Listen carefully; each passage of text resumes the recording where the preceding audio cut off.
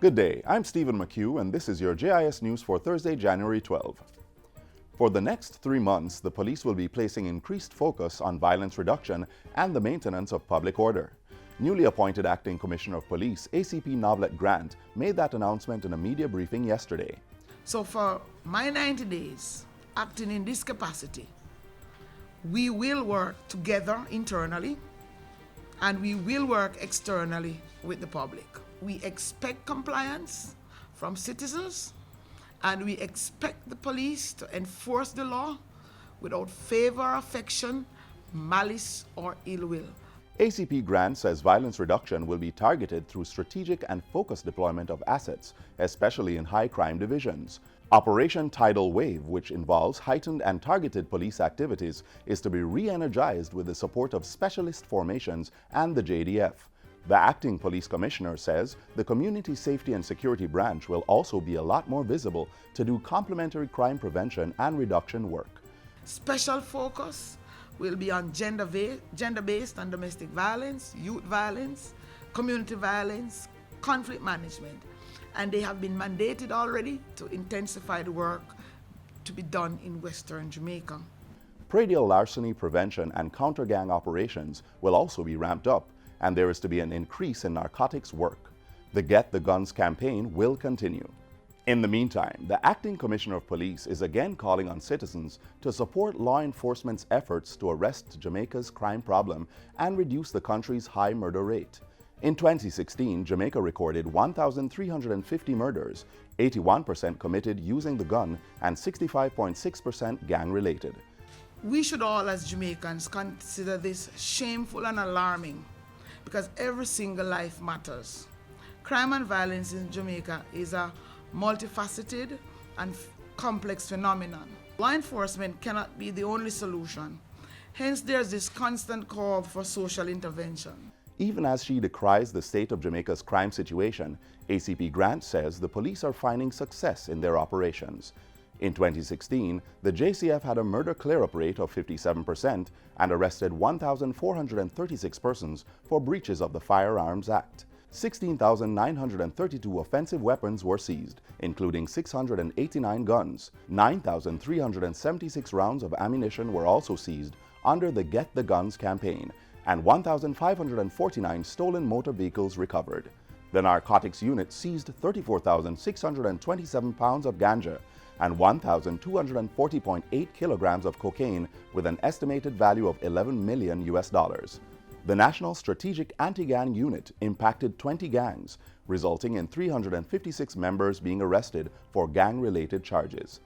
3 drugs for gun syndicates were dismantled with the seizure of 19 firearms and 2,275 assorted ammunitions. We want these gang members and the criminal suspects associated with them that we know who you are. We know the major criminal suspects, and we will continue to pursue you relentlessly until you're caught and brought before justice. In other news, government has increased the funding to the hotline set up to receive reports of child abuse. Minister of Education, Youth and Information, Senator Ruel Reid, says this will allow the service to operate 24 hours instead of the current 12 hours daily. The 1-888-PROTECT hotline was set up by the Office of the Children's Registry. Minister Reid says the National Parenting Support Commission will also be provided with an additional $25.8 million in the 2017-2018 budget to more effectively provide key parenting skills at the community level.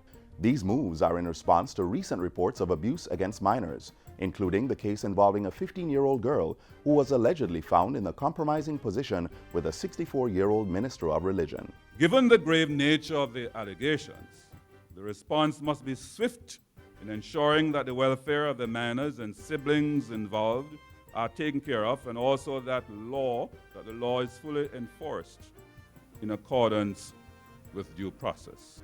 The Information Minister says the Child Development Agency has provided psychological assessment and counseling support to the victim, while members of her family have been referred to the Children and Family Support Unit. The CDA will also be engaging the family through parenting workshops. Going forward, Minister Reid says government will be providing a significant increase in funding for state child care facilities for the next financial year.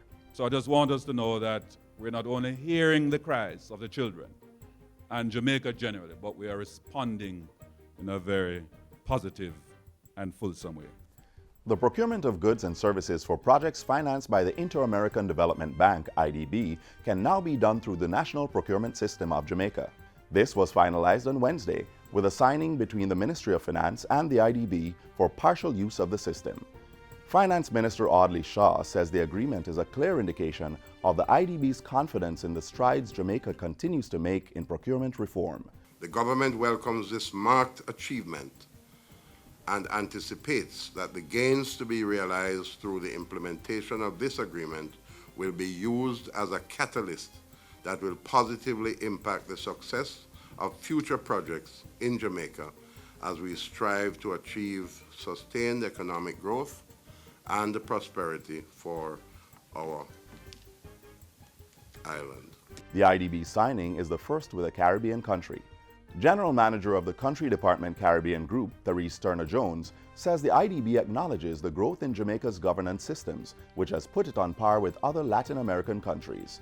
The signing of this agreement today may also be viewed as the first formal step in a series of steps towards the full endorsement of Jamaica's public procurement system and policies to govern procurement processes that are classified under the National Competitive Bidding Procurement Methodology in all of IDB financed operations.